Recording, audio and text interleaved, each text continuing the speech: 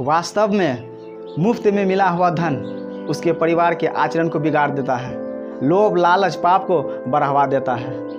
नमस्कार दोस्तों, एक कहानी के अनुसार एक नाविक एक संत गुरु को रोज नदी के इस पार उस पार ले जाते थे और वह नाविक उस गुरु से बदले में कुछ भी नहीं लेता था, क्योंकि नाविक जानता था कि संत गुरुओं के पास कुछ भी नहीं होते, वे गरीब होते हैं, इसलिए कुछ भी नहीं मांगते थे, चुपचाप इस पार से उस पार करा देते थे। और वह नाविक पढ़ा लिखा तो नहीं था, लेकिन वह दिल का बहुत अच्छा था, स्वभाव का बड़ा अच्छा था। रास्तों में वह संत नाविक को बड़ी अच्छी अच्छी बातें बताता था, बड़ी अच्छी अच्छी सीख देता था। कभी भगवद गीता सुनाते थे, कभी भगवान विष्णु के बारे में सुनाते थे, कभी कृष्ण भगवान के बारे में सुनाते थे, तरह तरह की बातें बताता, शिक्षा देते थे। और वह नाविक बड़ा ही उनकी बातों को ध्यान से सुनता था और उसे ज़िंदगी में अप्लाई भी करता था, उसे गहन भी करता था। वह उनकी बातों को गौर से सुनता था।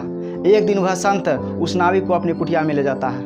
कुटिया में ले जाकर वह नाविक से कहता है कि वत्स, मैं पहले गुरु या साधु संत नहीं था, पहले मैं एक व्यापारी हुआ करता था। मैं व्यापार करके काफ़ी सारा धन कमाया, काफ़ी सारा पैसा कमाया, काफ़ी सारा धन को अर्जित किया।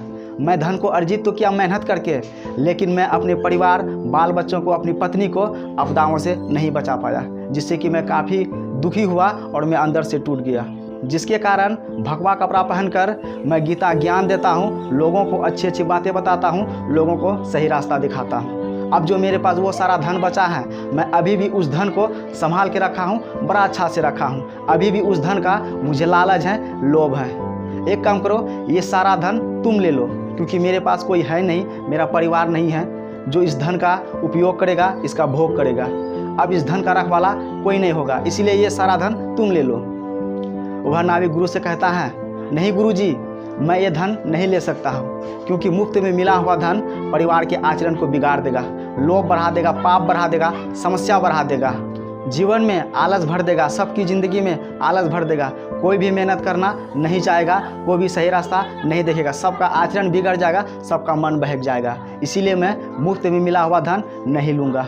क्योंकि आप रास्ते में मुझे बताते थे कि अच्छा कर्म करो, सही करो, मुफ्त में कोई भी चीज़ ना लो। आप भगवान ईश्वर के बारे में बताते थे। जब आप भगवान ईश्वर के बारे में बताते थे तो पानी में मुझे भगवान नज़र आते थे। जब आप ऐसा कह रहे हैं तो फिर आप कहाँ हैं? भले ही ये धन आपके पास है, लेकिन ये धन मैं मुफ्त में नहीं लूँगा, नहीं ले सकता हूँ। अब यहाँ पर समझने वाली बात यह है कि दोनों में से सबसे बड़ा वास्तविक साधु कौन है?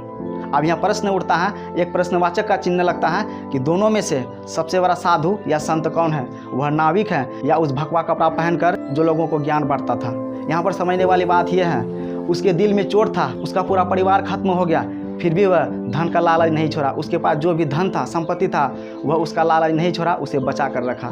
लेकिन जब यह नाविक को देने लगा मुफ्त में, ये नहीं लिया, ये उसे इनकार कर दिया, क्योंकि यह जानता था कि मुफ्त में मिला हुआ धन किसी को सहज नहीं होता है। मुफ्त में मिला हुआ धन परिवार के आचरण को बिगाड़ देता है, परिवारों के जीवन में आलस से भर देता है, मेहनत करना कोई नहीं चाहता है। इसीलिए मुफ्त में मिला हुआ धन किसी को नहीं लेना चाहिए। अगर मुफ्त में मिला हुआ धन कोई लेता है तो उसका जीवन बिगड़ जाता है, उसके जीवन का आचरण बिगड़ जाता है, लोभ बढ़ा देता है, पाप बढ़ा देता है, माया बढ़ा देता है। इसीलिए सबसे बड़ा संत वह नाविक हुआ, ना कि वह भगवा कपड़ा पहना हुआ वो संत।